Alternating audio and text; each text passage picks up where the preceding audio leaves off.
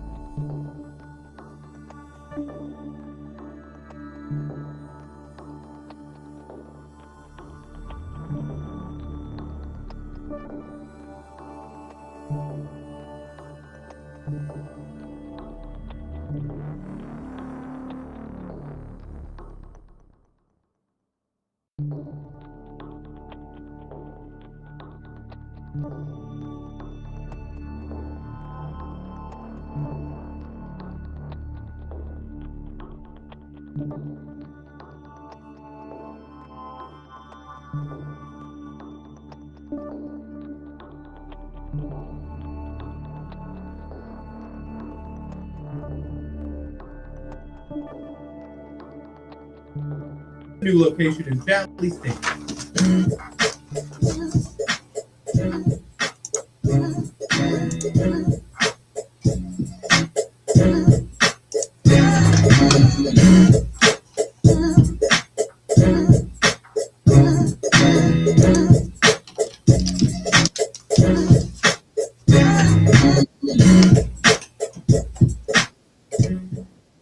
Welcome in. Good afternoon. It's the Ticket Punchers here on 96.1 FM, 1450 AM, Big X Sports Radio. I'm your host, Roman Kelly, joined by my co-host, Curtis Phillips, as we take you guys down till 6 o'clock, per usual here on the Big X, Tuesday, Wednesday, and Friday. And there's a lot to get into. It's NBA playoff time. It's NHL playoff time. We've got MLB in action as well. And there's a lot of excitement. Not going to be getting into much Louisville stuff. We do have the transfer portal news, but not anything we can really bet on around that. We're not getting on Kalshi today and betting on recruits coming in or anything like that. So we're going to be looking into the playoffs for tonight, recapping last night's action as well, and looking into the official punches we've had in the last couple of days going forward tonight into our punches as well. So, Curtis, how are you today, sir? How's the Tuesday been treating you? How have the playoffs been? What's been your excitement so far since the playoffs have gotten going? Yeah, going good, Roman. It's been an interesting playoffs so far. Really just trying to see which teams, are going to be competitive in the underdog role, going on the road. So we saw the Hawks upset last night as well as the Timberwolves, and that's what you want to see out of the first round playoffs. At least make it competitive. So we'll see what happens when these underdogs go back home and how much more competitive they are. But it's been fun to watch. Haven't been way too much in the NBA, kind of just filling things out right now. So, but nonetheless, it's been very fun to watch. It has been. I think Roman cut off there. Already gotten a couple of upsets as well so far in the first round. Lakers technically upsetting with their game one, but we've seen the Nuggets lose last night to the Timberwolves. We've also seen now the Knicks drop one on their home floor to the Atlanta Hawks. This is the parity we talked about throughout this season, Curtis, in particular in those 4 and 5 and that 3 to 6, those 3, 4, 5, and 6 seeds. We knew that there was some potential for some things to get a little bit sticky, I guess is the best way to put it, in the Eastern Conference in particular. I didn't expect to really see it this soon in the Western Conference, but we've got it. And I want to recap what we had last night, Curtis, before we get into the games that we just looked into last night. We both had some punches yesterday. Obviously, with no Monday show, we do get our punches out on the Ticket Punchers Twitter page. We both dropped some plays. I dropped 5 plays, official, technically 6 if you count the Knicks money line. We go 5-1 if you count the Knicks money line. We didn't get that in the official tweet, so a lot of people probably took some of those plays and didn't take the Knicks and maybe made even more money. But 4-1 on the day yesterday, Curtis. We hit the C.J. McCollum 17.5 points. We talked about this privately. We saw that look on his face at the end of game one. You saw what that Hawks offense kind of looked like. everybody in live time, fans, Hawks players, Knicks players, realized in live time towards that end of game one that CJ McCollum's going to be the guy for the Hawks with the ball in his hands in this series, and he took advantage of that in game two. Jalen Brunson I can't even, exposed isn't the right word when you know a player can't defend. He got torched. He got taken out back to the woodshed, Curtis. CJ McCollum had his way in Madison Square Garden last night. Did that surprise you at all?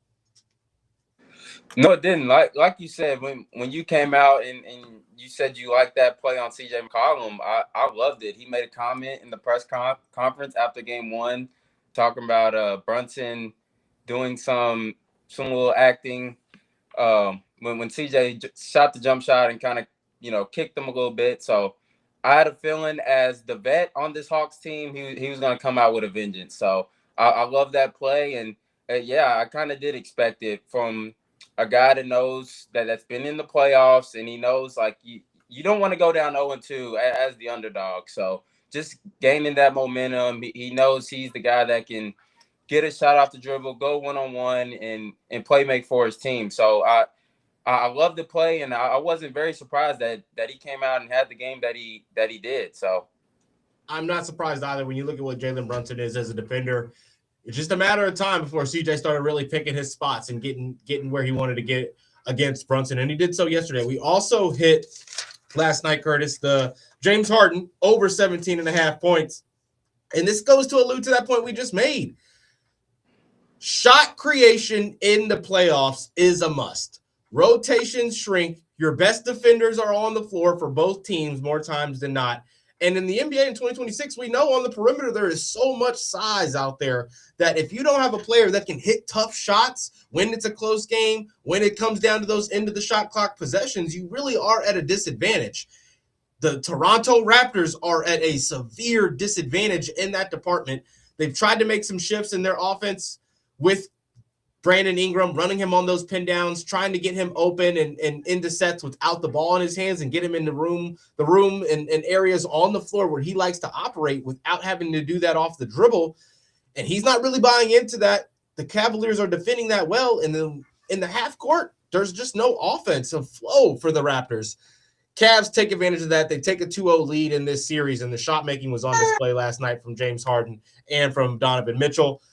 Shout out to those two guys doing the job, getting the job done. I'm still kind of going back and forth on just how good I feel like this Cavs team can be. The ceiling is there with the offense. Defensively, at times, it feels like they can get exposed a little bit, having some slower, laterally quick guys out there. But when their coaching staff is connected with its players like that, you do see a flow and you see a togetherness that I believe the Raptors are just not going to be able to compete with in Cleveland. I don't think Cleveland's going to have any struggle getting out of this series in the first round. I honestly am feeling like I got this one wrong, and we're leaning towards a sweep here in this one with the way that they handled business last night, Curtis. But we do hit the James Harden 17.5 points. We missed the Knicks money line because of the end of the game excitement there. Nickeil Alexander-Walker with a big-time steal to go up to. They come down. They get the stop. Jalen Brunson hits a three to keep it close, but they don't hit the shots when they need to, and they get the stops when they need to on the Atlanta side, and they get the job done. Like Curtis mentioned, when you're the underdog team, when you're the team with a less of an expectation, and you go down 0-2, Game 3 becomes the biggest pressure situation you've kind of ever had as an NBA player, unless you've been there before in the playoffs. Hawks are not a team that has the experience to go down 0-2 and be able to handle that. I mean, even if you win Game 3, it's still you're battling back for 2 full games, having to play a different game plan and a different mindset. You just like to avoid those in the first round if you can. Hawks avoided it, seeming like the series could go the distance potentially. We hit the Aaron Gordon 6+ rebounds as well. I mean, just with the rotation that the Timberwolves run, I like Aaron Gordon to kind of take advantage of a lot of these matchups. You're going to see a lot of minutes with Julius Randle at the 5.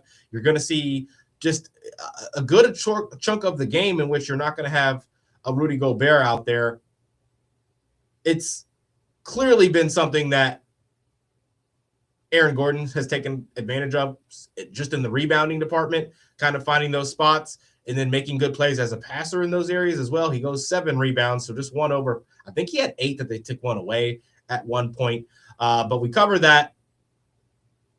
Just not enough size out there from the bench with the Timberwolves when they are combating with the size of the Nuggets. We cover the Aaron Gordon. And then in the NHL, we go 2-0 last night. Carolina Hurricanes, in a sweaty one, do cover the money line for us. And then the Dallas Stars, kind of a similar situation there last night for a moment in that game as the Wild do take the lead in the first before the Stars equalize. They win 4-2. Hurricanes win 3-2, and it took 2 overtimes for them to get the job done there for us. But great night for us on the Ticket Punchers with a tweet of our official punches, and we're going to be excited to get some punches out tonight. Curtis, we still got you here in the chat? Yes, sir. Can you hear me? Oh, yeah, I can hear you. Let's look into last night's NBA action before we kind of predict what we had tonight. As we mentioned, Cavaliers beat the Raptors. That was expected. They cover. Hawks don't. I mean, the Knicks don't cover as they lose outright. Nuggets don't cover as they lose outright. Does that kind of make you a little bit weary about the game twos in the Western Conference tonight? I guess not necessarily in the Western Conference, but Celtics 14.5-point favorites, Spurs 12-point favorites, and Rockets back to that 5-point favorite line with Kevin Durant being in the lineup. Do you look into how any of the other game one series has happened when you look into the game twos happening tonight, Curtis? Honestly, not really. I think the Trailblazers can possibly play the Spurs tough, but in first I'll start off in the East. I do think Celtics take care of business. I do think this will be a sweep. Obviously, the 76ers going to be playing their hearts out. Game 2, they don't want to go down 0-2 and going back home. So, I mean, obviously, they'll have everybody ramped up for that, but I just think Celtics are going to be too much. Like I said, I think Blazers can kind of keep it close. They was within striking range versus Spurs the first game. So I could see them being close there. And then, yeah, obviously you see the 5.5-point spread with the Rockets and Lakers with KD being back. I still lean Lakers to cover that. Obviously, LeBron knows he has to kind of go all out with Kennard basically being your number 2 there. I think Rockets can win that game, but I do think Lakers keep it close in that one. So, yeah, I think I like the Lakers to cover the 5.5 points here. I think it kind of comes down to the wire in a close one. But first official puncher of the night is in this game, Curtis. I like the over 207.5. I think that with KD being back tonight, the pace of play does get ramped up for the Rockets a little bit as well. I also just see the pace of play for the Lakers. They're going to try to combat that. They're going to want to play fast and not allow any of that size to stop what they do well in the half court. If they can get into their half court sets quickly, let LeBron kind of pick his spot and let plays unfold from there. Even with KD being back, I like the Lakers' chances of scoring a good amount in this game. The over-under moving up from 205 to 208 and then back down to 207 and 208, kind of tinkering in between there, depending on where you look, is a sign I do think it's going over. You're seeing a lot of money coming in on that over. They had to raise it. We're on that 207.5, Curtis, for our first official punch in this one. You think the Celtics cover the 15 points in that first game tonight? I lean towards it. I just think Celtics offensively and defensively are just too much for the Sixers team without Embiid, as we know. So I love them on both ends of the floor. I do lean towards them to cover. I wish I would have. I liked them the first game to cover, but I didn't take it ultimately. But yeah, I do lean them to cover as well. I see. Here's my weird part about this game is that I don't think the 76ers have it defensively to combat with the Boston Celtics offense, but I think the 76ers can be better offensively. I don't think you're going to see another game in which they don't score, they don't eclipse the 100-point mark. I think they can cover this 14.5 points because you know you're going to come out gunning. There's going to be some adjustments. They're going to try to put Maxey in better situations to get more clean looks. 8 for 20 from the field for Maxey in game 1. I don't think Maxey has another game like that with that level of efficiency. I don't think the 76ers win this game, but I do think they cover that 15 points. However, Curtis, we're playing the Andre Drummond rebounds again in this game. We covered the rebounds in game 1 with this line. We covered him in the play-in game with the 76ers and the Magic. We didn't take him in game 1. I wanted to see what the minutes kind of looked like for him. But we're going to probably rock with Andre Drummond on the 8 rebounds again tonight here in this one. I think they're going to try to keep some size on the floor on the interior for them. I don't think you're going to see as many minutes for a couple of these guys for the 76ers tonight because they've got to adjust. Give me Andre Drummond on the 8+ rebounds again tonight for the 76ers in that 7 o'clock matchup. That's going to be my first official player prop punch for tonight. Curtis, you got any player prop punches for tonight in the NBA?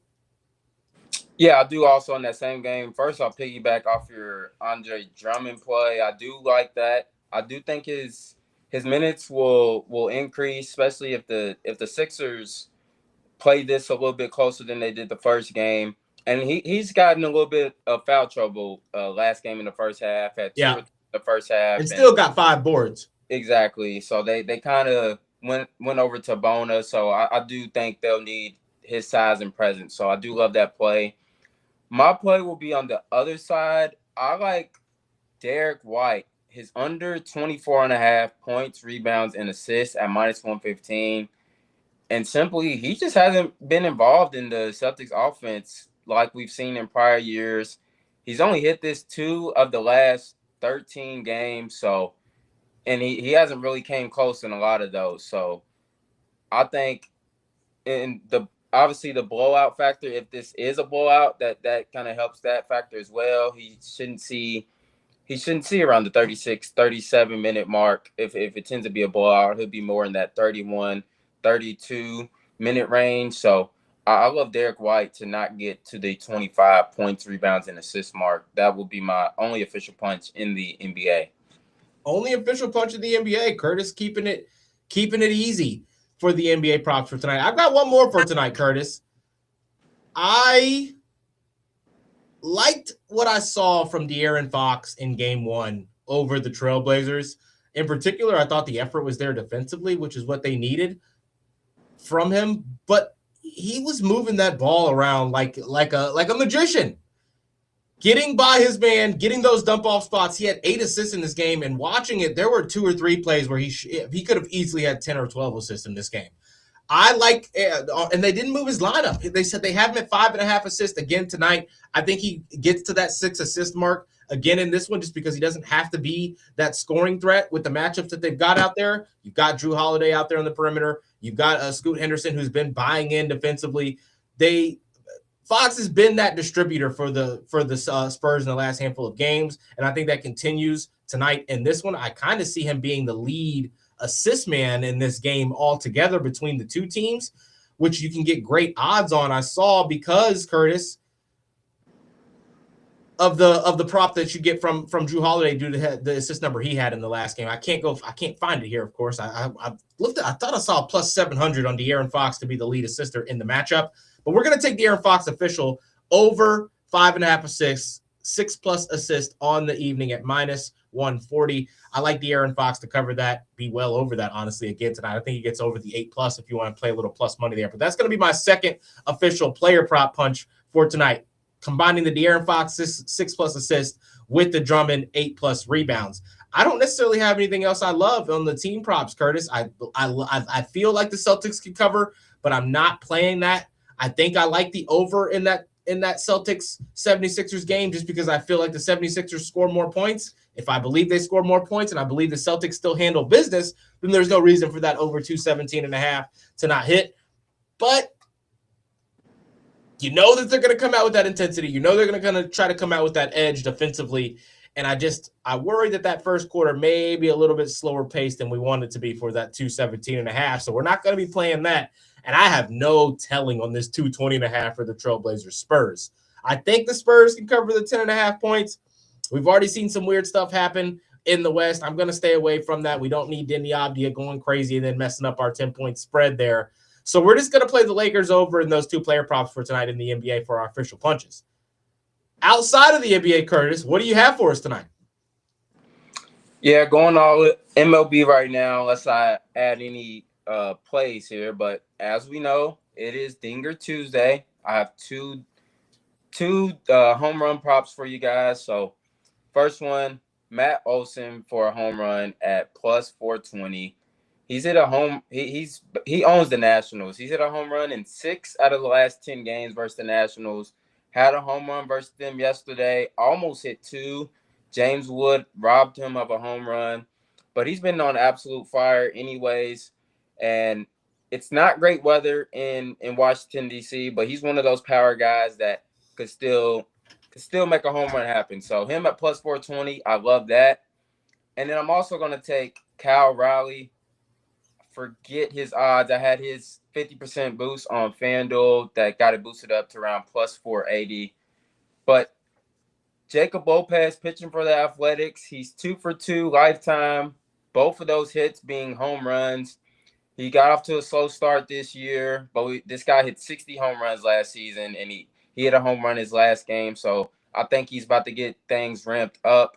So Kyle Raleigh and Matt Olson, I love both of those guys for a home run. As far as my official punches go, we'll start off with Cardinals and Marlins over the 8.5 runs at minus 115. I took this same bet yesterday. It did not hit, landed right at 8. But it also started real slow. I don't think there was a run until the fourth inning there. So offenses got ramped up a little late. I think they get started a little bit earlier today.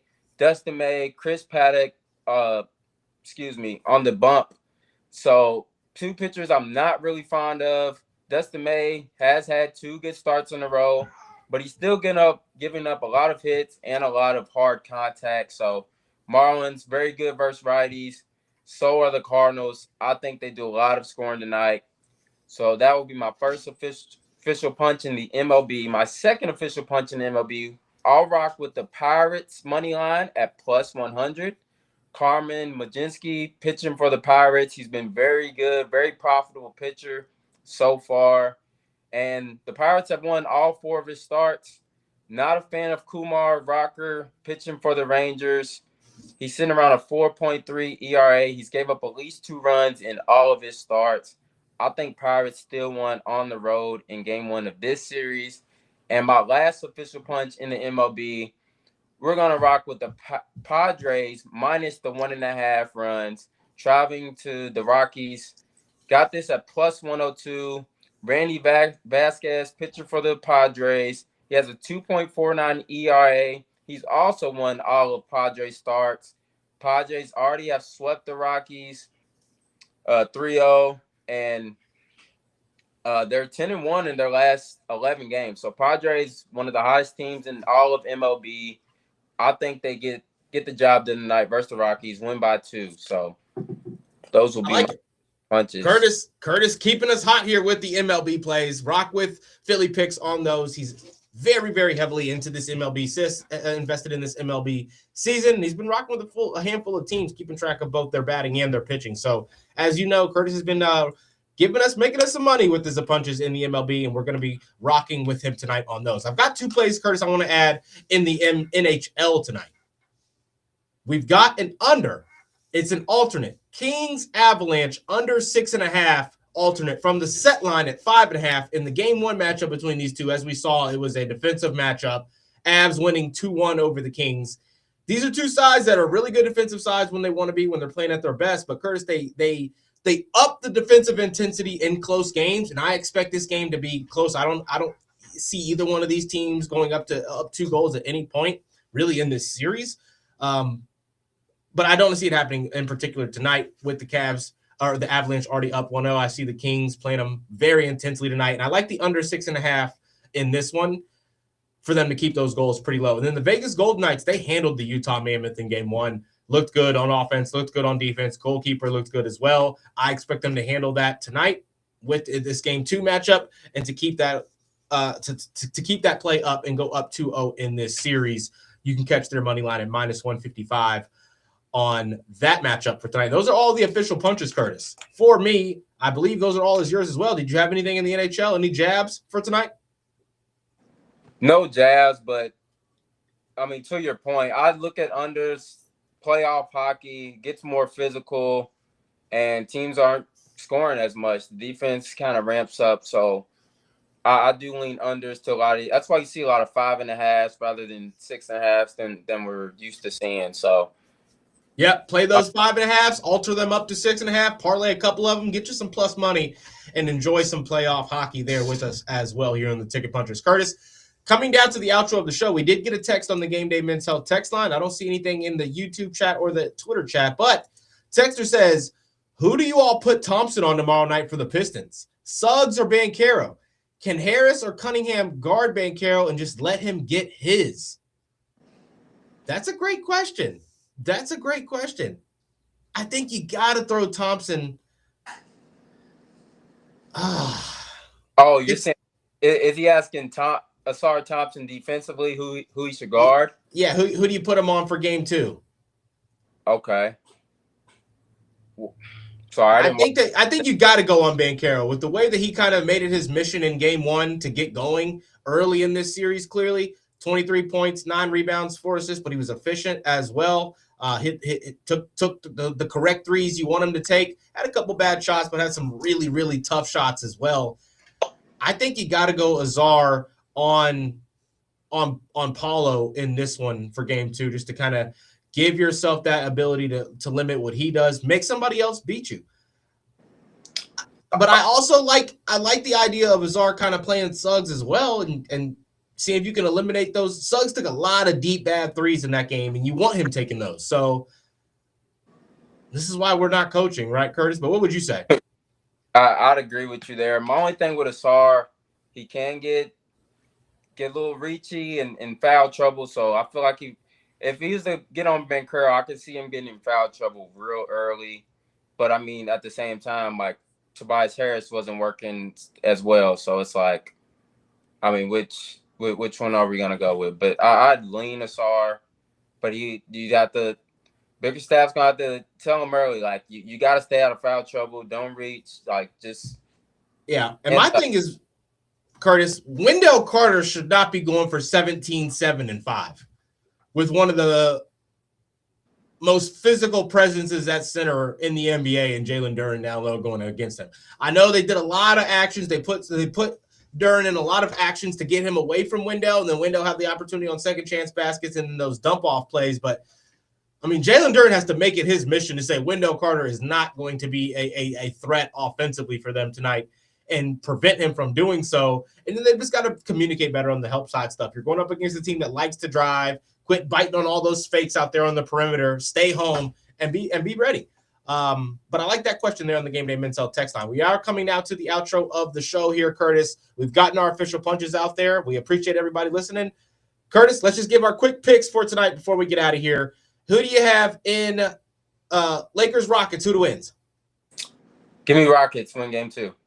76ers Celtics. We both go Celtics win this one. Yep, Celtics. I'll go Lakers in that. I'll go against you. I'll go Lakers. I'll pick my team in the late game. Trailblazers Spurs 8:00. Who you got? Spurs win a close one. Line has moved from 10.5 to 11.5. At this point, I really think the Trailblazers can keep it close if Drew Holiday has another game like that, and you can get a little bit more scoring outside of Denny. I'm still going to say the Spurs win, Trailblazers cover. This is going to wrap us up here on the Ticket Punchers. We appreciate you guys so much for tuning in. Shout out to the podcast listeners as well. And Curtis, without further ado, my man, let's go punch those tickets. Punch those tickets.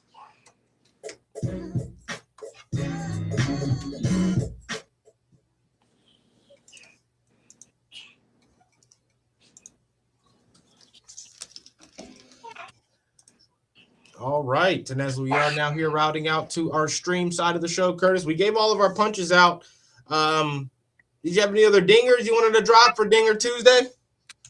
Really, just those two. I didn't have any other leans at the moment. Sounds good. That's going to wrap us up then. Let's do it. Let's punch them. Appreciate you guys listening here in the chat as well. We'll catch you guys.